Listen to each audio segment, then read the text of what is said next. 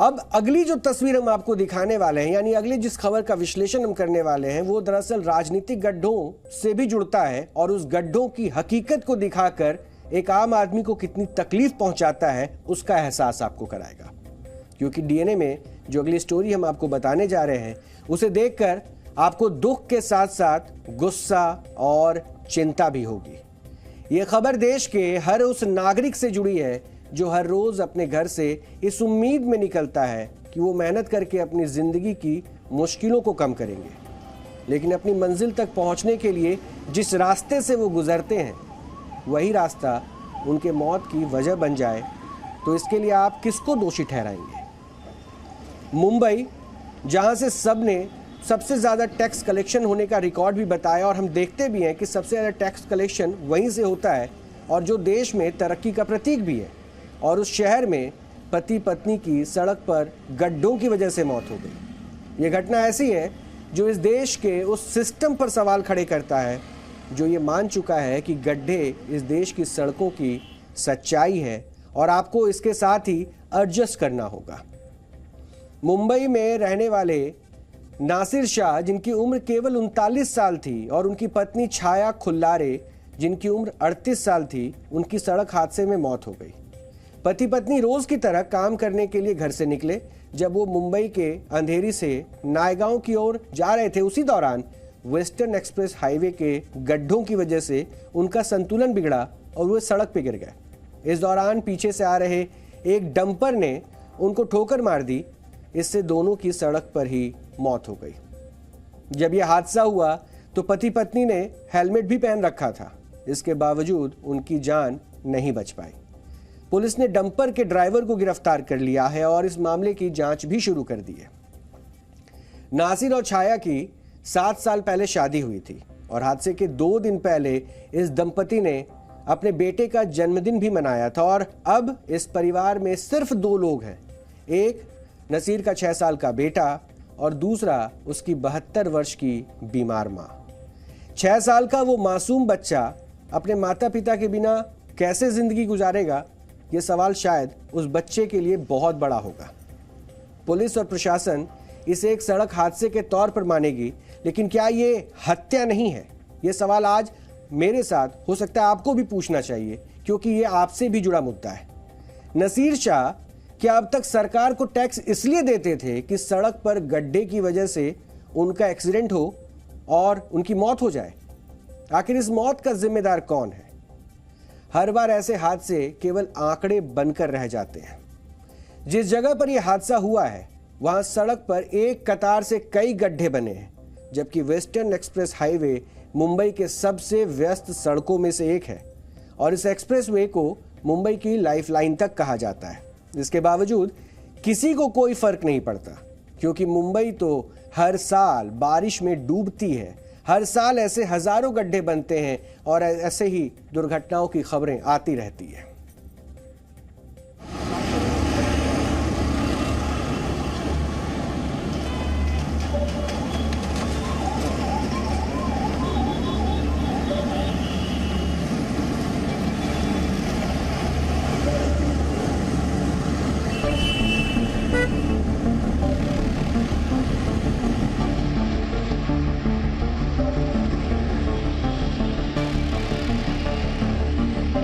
ये बोरीवली का इलाका है जहां कल जो नसीर शाह दंपत्ति हैं उनकी यहां पर एक सड़क दुर्घटना में मौत हुई, और इस पूरी दुर्घटना का कारण गलत तरीके से ड्राइविंग लापरवाही नहीं बल्कि प्रशासन की लापरवाही है।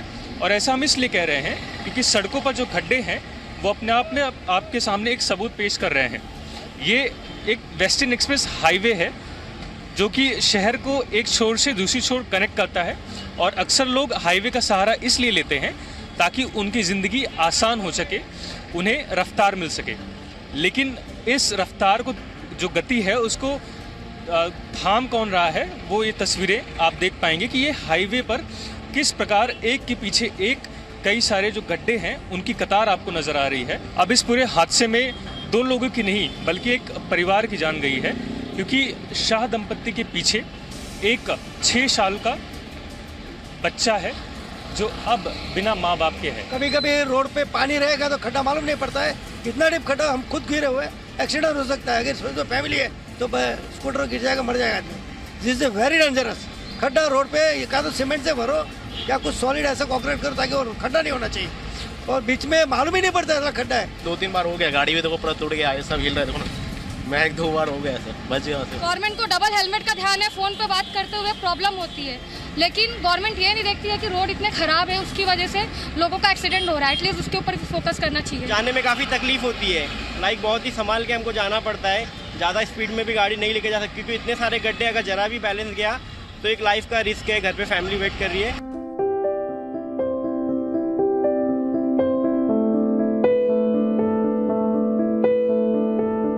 2015 28 जुलाई उस दिन भी बारिश थी मुंबई में काफ़ी सारी, और प्रकाश और राम बाइक से आ रहे थे तो उनको गड्ढा दिखाई नहीं दिया और बाइक उसके अंदर चली गई और उनमें प्रकाश की मौत हो गई।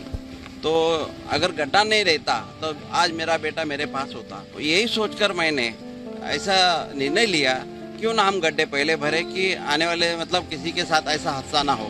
तो मैंने आज तक 1400 खड्डे तो भरे हैं, लेकिन जो 7 साल में ट्रगल्स कर रहा हूँ, जैसे बारिश आ जाती है वैसे खड्डे गिर जाते हैं और फिर हमारे को कई लोगों की जाने की दिक्कतें आ रही।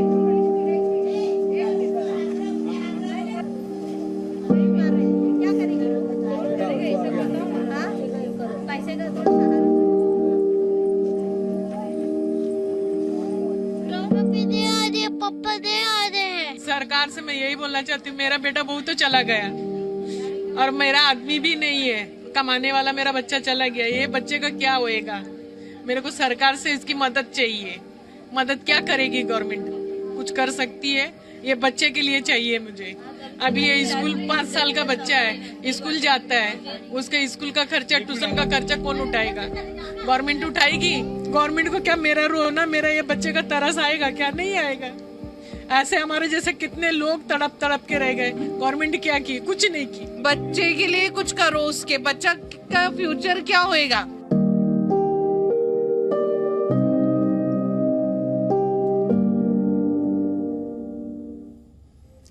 मुंबई ट्रैफिक पुलिस के आंकड़ों के मुताबिक वर्ष 2019 में 2872, वर्ष 2020 में 1812 और वर्ष 2021 में 2230 सड़क दुर्घटनाएं हुई।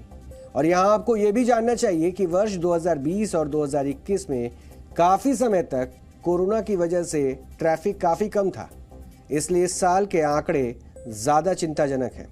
वर्ष 2022 में जून के महीने तक 15,433 सड़क दुर्घटनाएं हुई हैं और मुंबई ट्रैफिक पुलिस के आंकड़े बताते हैं कि वर्ष 2019 में 420, वर्ष 2020 में 337, वर्ष 2021 में 376 लोगों की सड़क हादसे में मौत हुई है, जबकि इस साल जून तक 154 लोग सड़क दुर्घटनाओं में अपनी जान गंवा चुके हैं।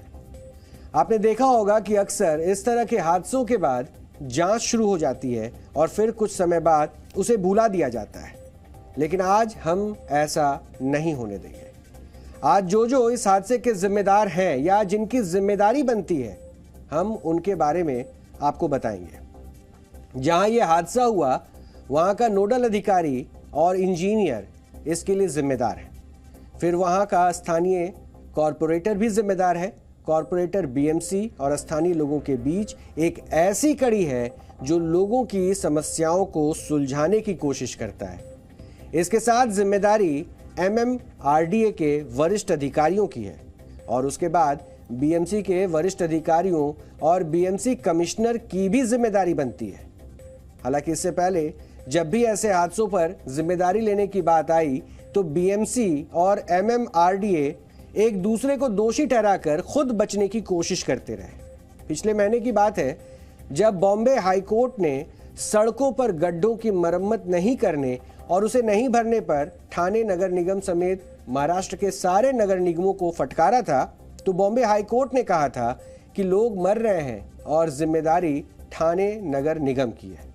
कोर्ट ने यह भी कहा कि सड़क पर हम गड्ढों को नहीं रोक सकते, लेकिन यह सुनिश्चित करना चाहिए कि ऐसे हादसों में मौत नहीं हो। बॉम्बे हाईकोर्ट ने अपनी सुनवाई में ठाणे में गड्ढों की वजह से पिछले महीने हुए सड़क हादसे में मौत का भी जिक्र किया था। दरअसल पिछले महीने ठाणे में 37 साल के एक बाइक सवार की एक सड़क दुर्घटना में मौत हो गई थी।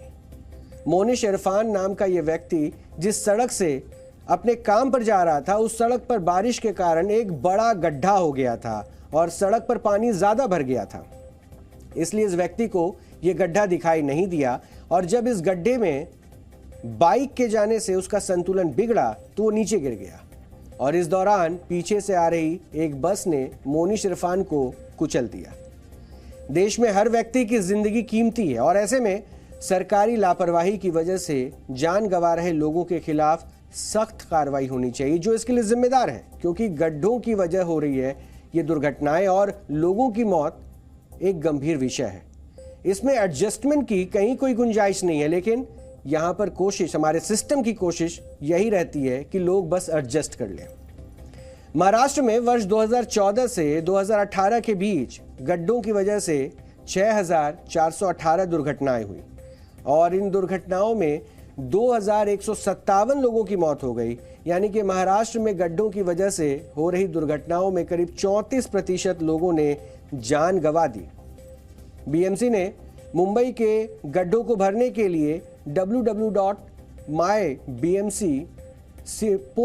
जो है fixit.com के नाम से एक इंटरनेट पर साइट भी बनाई और इस साइट पर लोग अपने आसपास के गड्ढों के बारे में जानकारी दे सकते हैं। इसकी एक सुविधा भी उन्होंने तैयार की और गड्ढों की समस्या से पूरा हिंदुस्तान परेशान है। तस्वीरें बेशक आपने मुंबई की देखी, लेकिन ये समस्या सिर्फ मुंबई की नहीं है। देश के अलग अलग राज्यों में, अलग अलग शहरों में गड्ढों से जूझती हुई सड़कें और उस पर सफर करने वाले लोगों की कहानी आप हर दिन देखते होंगे। बार बार शिकायत करने के बावजूद हालात नहीं बदल रहे हैं और ऐसे में लोग अलग अलग तरीके से वीडियो बनाकर गड्ढों की समस्या पर सरकार का ध्यान खींचते रहते हैं। आपको आज ऐसे ही कुछ वीडियो देखने चाहिए और ये वीडियो सिस्टम में बैठे उन लोगों को भी देखना चाहिए जिन पर इन गड्ढों को भरने की जिम्मेदारी है। सबसे पहले 9 अगस्त का एक वीडियो हम आपको दिखाते हैं। ये वीडियो जो अभी आप देख रहे हैं केरल के मलप्पुरम का है। यहाँ एक व्यक्ति सड़क पर गड्ढों की समस्या पर विरोध जताने के लिए और प्रशासन का ध्यान आकर्षित करने के लिए गड्ढे की पानी से नहाता है, फिर योग करता है। इस दौरान वहाँ के स्थानीय विधायक यूए लतीफ भी पहुँचते हैं, लेकिन ये व्यक्ति योग करता रहता है। दरअसल इसने विरोध का जो तरीका अख्तियार किया वो सिस्टम के मुंह पे तमाचा था, जिसकी ज़रूरत फिलहाल महसूस होती है और इन गड्ढों को देखने के बाद और ऐसे हालातों के बाद वो सबसे ज़्यादा ज़रूरी है। तो ये शिवमोगा का वीडियो, ये वीडियो वर्ष 2019 का है। लोग सड़क पर गड्ढों में जमा पानी जो था उसमें खेती कर रहे हैं। ये विरोध के कुछ ऐसे तरीके हैं जिन तरीकों को आप देख सकते हैं कि देखिए वो सड़क पर ही गड्ढों में खेती करना शुरू कर रहे हैं। ये प्रशासन की लापरवाही और प्रशासनिक लापरवाही के साथ साथ लोगों को इसकी वजह से जो दिक्कतें होती है उससे जुड़ी एक ऐसी खबर है जिस खबर में कम से कम आम लोगों की सजगता बहुत ज़रूरी है, ताकि प्रशासन जिस कुंभकर्णी नींद में है उस नींद से वो जागे।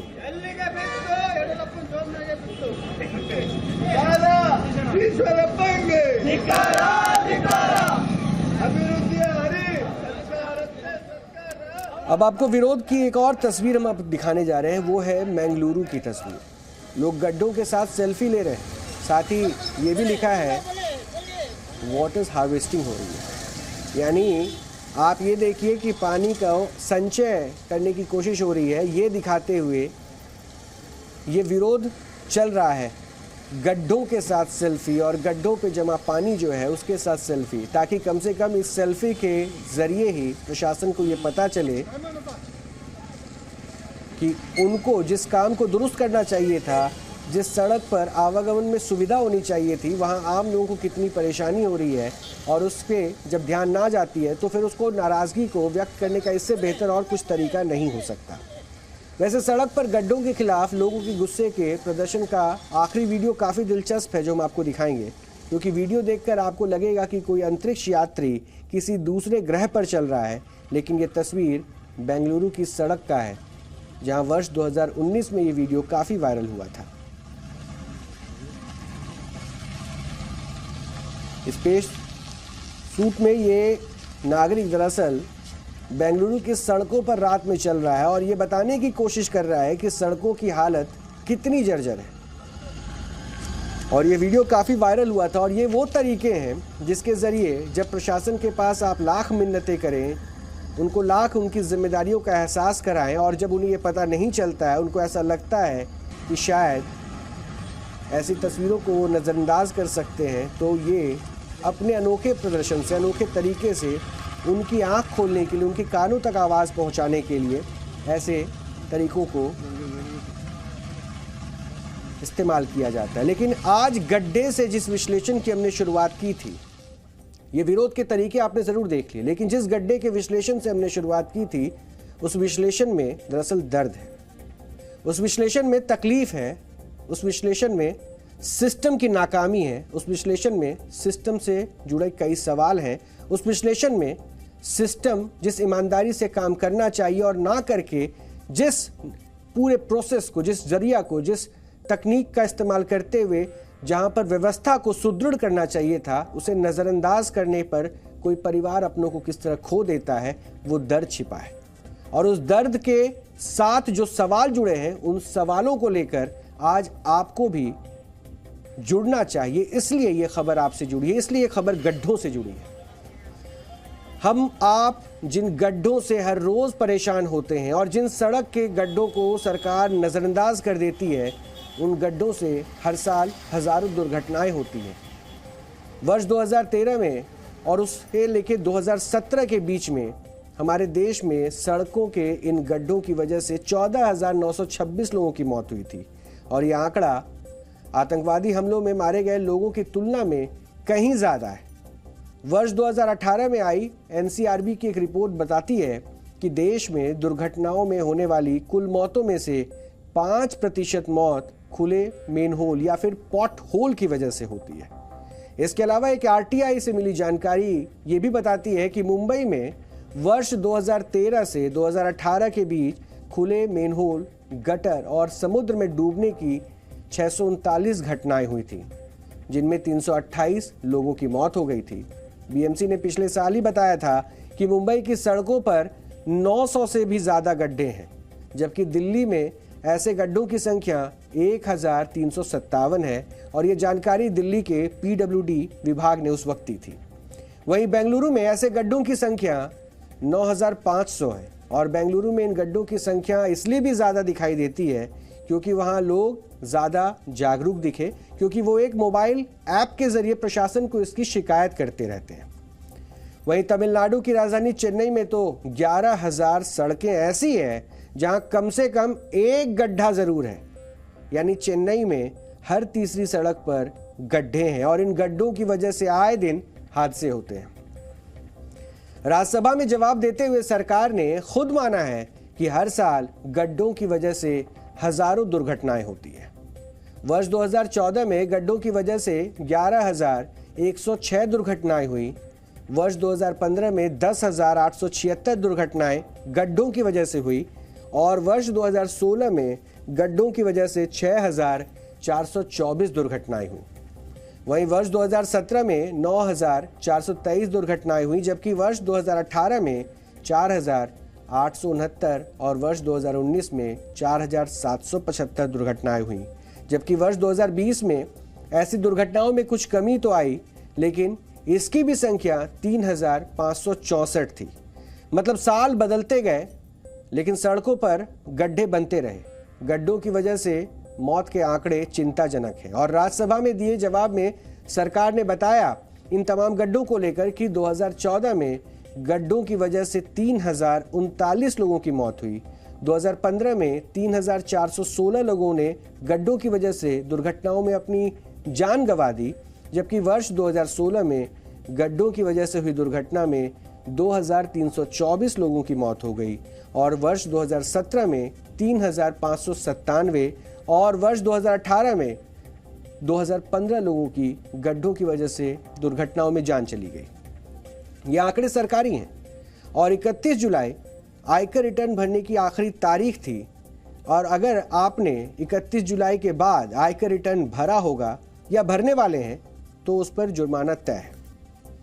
अब अचानक ये सवाल मैंने इसलिए भी पूछा है क्योंकि जब आप समय पर ईमानदारी से हर साल करोड़ों रुपए टैक्स देते हैं तो फिर आपको ये बुनियादी सुविधाएं क्यों नहीं मिलती? आप अपने पैसे से जब भी कार या बाइक खरीदते हैं तो टैक्स के रूप में आपसे हजारों रुपए लिए जाते हैं, हाईवे पर टोल टैक्स वसूले जाते हैं, लेकिन आपको इन सड़कों पर चलने के लिए सही सुविधाएं क्यों नहीं दी जाती? वित्त वर्ष 2021-22 में भारत सरकार को टैक्स के रूप में 27 लाख करोड़ रुपए मिले थे और इनमें लगभग 14 लाख करोड़ रुपए डायरेक्ट टैक्स के रूप में और 13 लाख करोड़ रुपए इनडायरेक्ट टैक्स के रूप में सरकार को प्राप्त हुए थे। जो लोग नौकरी करते हैं और इनकम टैक्स भरते हैं उसे डायरेक्ट टैक्स में गिना जाता है। इसके अलावा बड़ी बड़ी कंपनियां सरकारों को जो कॉर्पोरेट टैक्स देती है वो भी डायरेक्ट टैक्स में आता है, जबकि इनडायरेक्ट टैक्स वो होता है जो बाजार से खरीदी जाने वाली किसी भी वस्तु पर आप चुकाते हैं। ये वो टैक्स है जो देश का अमीर से लेकर गरीब व्यक्ति तक सभी सरकार को देता है। लेकिन सोचिए इसके बदले में आपको हासिल क्या होता है? मुंबई में जहां यह हादसा हुआ वहां का नगर निगम बीएमसी है। बीएमसी एशिया का सबसे ज्यादा कमाई करने वाला नगर निगम है और वर्ष 2022-23 में बीएमसी का बजट 45,000 करोड़ रुपए से ज्यादा है और ये भारत का सबसे अमीर नगर निगम है। इसका बजट त्रिपुरा, नागालैंड, मिजोरम, अरुणाचल प्रदेश, मेघालय, मणिपुर, सिक्किम और गोवा से भी ज्यादा है। वर्ष 2021-22 में बीएमसी का बजट 39,000 करोड़ रुपए से ज्यादा था, यानी केवल एक साल में ही बीएमसी का बजट करीब 18% बढ़ा, लेकिन सुविधाएं नहीं बढ़ती। हर साल की तरह इस साल भी मानसून की बारिश में मुंबई डूब गई। तो क्या सरकार ये मान चुकी है कि गड्ढे जीवन का सच है?